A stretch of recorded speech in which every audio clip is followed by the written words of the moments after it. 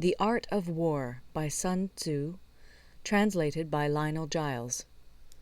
Part 12. The Attack by Fire. Sun Tzu said, "There are 5 ways of attacking with fire. The first is to burn soldiers in their camp. The second is to burn stores. The third is to burn baggage trains. The fourth is to burn arsenals and magazines. The fifth is to hurl dropping fire amongst the enemy."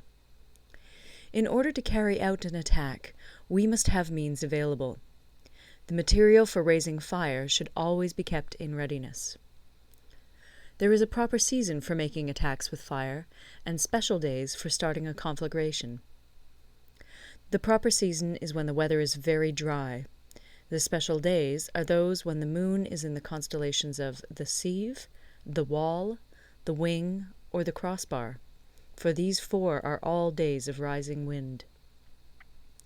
In attacking with fire, one should be prepared to meet 5 possible developments. 1. When fire breaks out inside to enemy's camp, respond at once with an attack from without. 2. If there is an outbreak of fire, but the enemy's soldiers remain quiet, bide your time and do not attack. 3. When the force of the flames has reached its height, follow it up with an attack, if that is practicable. If not, stay where you are. 4. If it is possible to make an assault with fire from without, do not wait for it to break out within, but deliver your attack at a favorable moment. 5. When you start a fire, be to windward of it. Do not attack from the leeward. A wind that rises in the daytime lasts long, but a night breeze soon falls. In every army, the 5 developments connected with fire must be known, the movements of the stars calculated, and a watch kept for the proper days. Hence, those who use fire as an aid to the attack show intelligence. Those who use water as an aid to the attack gain an accession of strength. By means of water, an enemy may be intercepted, but not robbed of all his belongings. Unhappy is the fate of one who tries to win his battles and succeed in his attacks without cultivating the spirit of enterprise, for the result is a waste of time and general stagnation. Hence the saying, "The enlightened ruler lays his plans well ahead. The good general cultivates his resources." Move not unless you see an advantage. Use not your troops unless there is something to be gained. Fight not unless the position is critical. No ruler should put troops into the field merely to gratify his own spleen. No general should fight a battle simply out of pique. If it is to your advantage, make a forward move. If not, stay where you are. Anger may in time change to gladness. Vexation may be succeeded by content. But a kingdom that has once been destroyed can never come again into being, nor can the dead ever be brought back to life. Hence the enlightened ruler is heedful, and the good general full of caution. This is the way to keep a country at peace and an army intact. End of Part 12. Part 13. The Use of Spies. Sun Tzu said, "Raising a host of 100,000 men and marching them great distances entails heavy loss on the people and a drain on the resources of the state. The daily expenditure will amount to 1,000 ounces of silver. There will be commotion at home and abroad, and men will drop down exhausted on the highways. As many as 700,000 families will be impeded in their labor. Hostile armies may feast each other for years, striving for the victory which is decided in a single day. This being so, to remain in ignorance of the enemy's condition simply because one grudges the outlay of 100 ounces of silver in honors and emoluments is the height of inhumanity. One who acts thus is no leader of men, no present help to his sovereign, no master of victory.